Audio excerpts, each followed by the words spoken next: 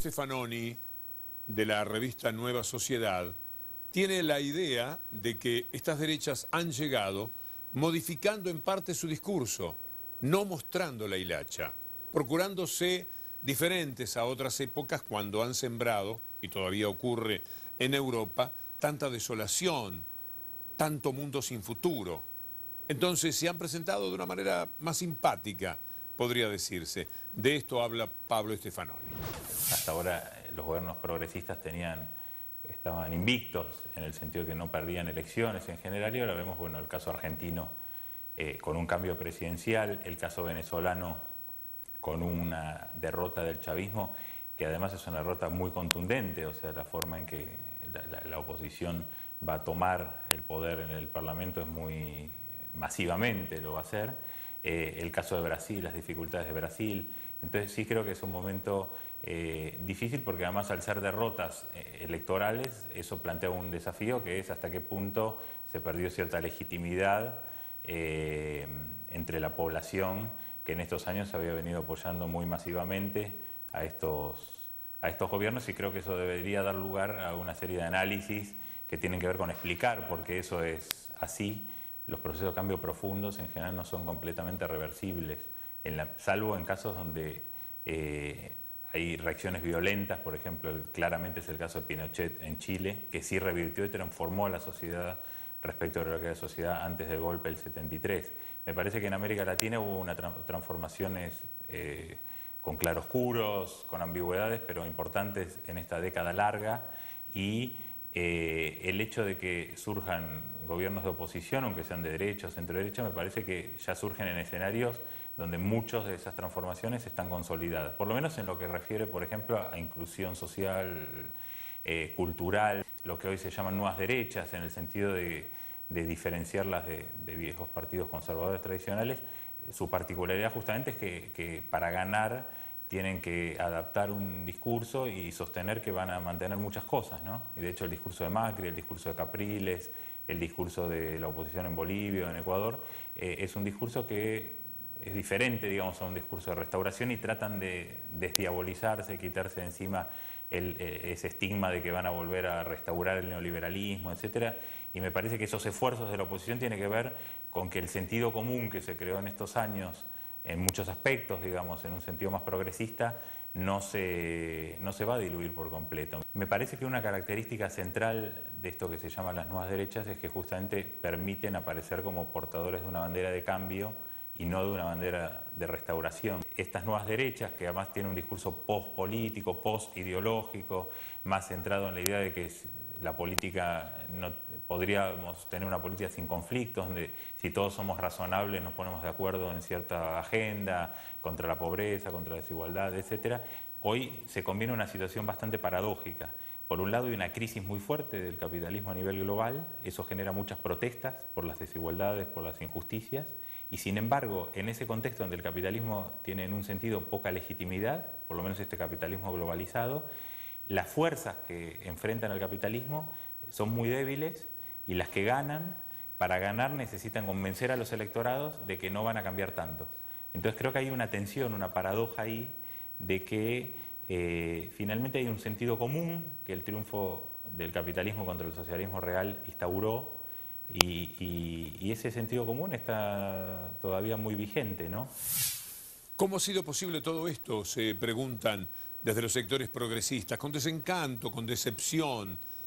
Algunos piensan que a veces los pueblos padecen de una especie de síndrome de Estocolmo político, es decir, estar a favor de su verdugo, porque los pueblos, lo que llamamos pueblo, poco pueden esperar de acuerdo a los antecedentes del neoliberalismo. No obstante, lo han conseguido, han logrado tener el voto de quienes quizás pensaron que jamás iban a ceder a ningún tipo de presión mediática, por ejemplo, como la que se ha tenido en todos estos años. Tan fuerte ha sido la presión mediática. De todo esto habla Fernando Buenabad, destacado filósofo mexicano. Hoy en Argentina estamos viendo algo que metafóricamente podríamos decir una especie de síndrome de Estocolmo electoral, ¿no? Donde una población llevada por un conjunto de presiones especialmente mediáticas produce un voto que es un voto que va a ir en su contra. Podríamos así escalarlo directamente sobre Venezuela, que podríamos escalarlo directamente sobre Ecuador o sobre Bolivia, donde por cierto las condiciones de amenaza son iguales o peores ahora mismo, ¿no? Es una operación continental, esto es un asunto que bien lo ha dicho la propia presidenta Cristina Fernández, ¿no? El guión de esta situación fue escrito fuera del país, ¿no? Y ha sido escrito en las mesas de los intereses transnacionales más abyectos, ¿no?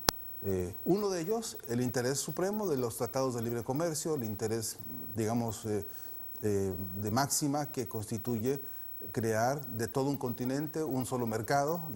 La llegada de Mauricio Macri es una esperanza para que Argentina recupere la senda del crecimiento y del desarrollo. Saludamos a Andrés Pastrana, expresidente de Colombia, miembro del Club de Madrid. Presidente Pastrana, gracias por acompañarnos. Son buenos aires los que soplan y llegan desde Argentina. Bienvenido, buena tarde. Muy buenas tardes, Idenia. Como usted dice, son Buenos Aires desde Buenos Aires. Los que soplan hoy en favor de la democracia en América Latina. Ayer fue un día histórico. Yo creo que con el triunfo de Mauricio Macri comienza el fin del populismo en América Latina. En el contexto de la llamada ola populista, está claro que estamos asistiendo a su agonía. ¿Consideras que el triunfo de Mauricio Macri en Argentina representa un duro golpe al socialismo del siglo XXI en el resto de América Latina?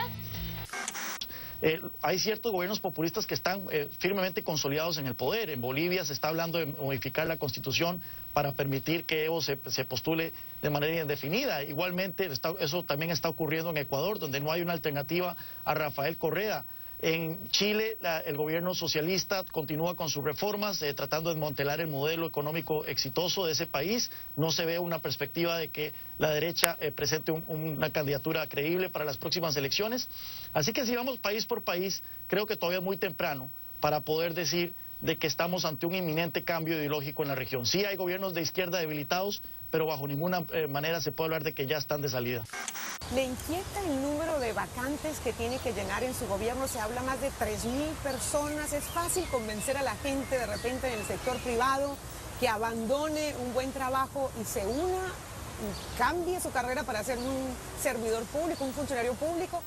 Pero esta revolución que ha pasado, que te ha sorprendido, porque nosotros nos entrevistamos hace algunas semanas, y más allá de las simpatías o no que tuvieses con la idea, se te notaba en los ojos como que esto va a ser imposible, ganarle a este partido de gobierno que es el Estado. Esta revolución que ha habido en la Argentina, esta sorpresa enorme para el mundo entero, se continúa de unas ganas de seguir participando.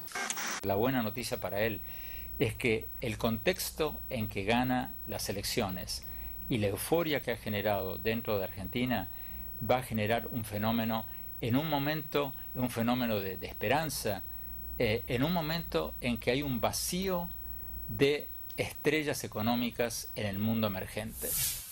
Vamos a tomar el caso de Venezuela. ¿Qué ha ocurrido? Los medios, sí. El desabastecimiento, la guerra económica, desde adentro y desde afuera. El precio del petróleo es algo que tiene que ver también con esa guerra económica. ¿Qué va a pasar allí? Donde el desabastecimiento y los medios han actuado como pinzas que han reformulado la situación política de Venezuela. Posiblemente uno de los países sobre los que más se ha mentido, a tal extremo que, fíjense, ya nadie se pregunta o se dice que hay una dictadura en Venezuela, porque como gana la derecha, si gana la derecha no hay dictadura, como dice Pablo Serrano. El problema es si gana la izquierda, entonces sí, dictadura. Contra esa mentira, contra ese posicionamiento de los medios y contra la guerra económica ha tenido que pelear y esta vez le tocó perder. La derecha venezolana produjo una situación de desabastecimiento de los mercados y de los alimentos básicos y de algunos productos fundamentales, digamos, de la vida diaria. La gente tenía que formarse en filas que, además de lo humillantes que eran, implicaba perder mañanas y días enteros a la espera de que pudieran proveerse estos insumos básicos, ¿no? Durante esas horas, buena parte de los militantes de la derecha unos infiltrados u otros formados también ahí empezaron a hacer tarea política.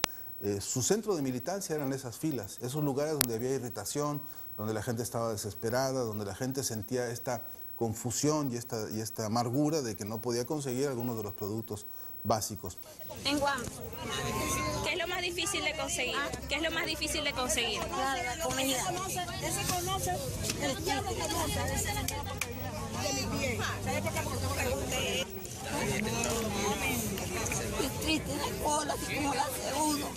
En esta edad que yo tengo, 84, 82 años. Esta cola no la pasa.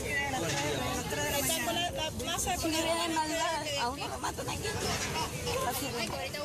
De estos escenarios donde la derecha se infiltró para trabajar y culpar a Nicolás Maduro de la falta del abastecimiento, cuando era la derecha misma la que estaba produciendo semejante escenario, se desprendió seguro, ni duda cabe, toda una corriente de decepción, de desmoralización, de hartazgo, y más de una persona, seguro de ese episodio, decidió tomar el voto en el sentido inverso de sus intereses. En el caso venezolano, que es quizás un caso emblemático en la región, sin duda hay muchísimos problemas que el gobierno no pudo resolver y tampoco pudo generar una especie de luz al final del túnel de que podría resolver. Economía, crisis económica, desabastecimiento, corrupción, inseguridad. Todo eso es atribuido muchas veces a razones externas, a la guerra económica. Eso sin duda hay, pero por otro lado, muchas veces eso impide ver las razones internas, que son problemas reales para gestionar el Estado, ¿no? Entonces creo que en muchos casos esas derechas pudieron ganar porque también hubo un voto castigo, ¿no? En el caso de Venezuela, sin duda. Algunos destacan el voto juvenil, el voto de las mujeres como un voto que benefició mucho a la oposición. En el caso de las mujeres se puede pensar por una doble vía. Primero, por el liderazgo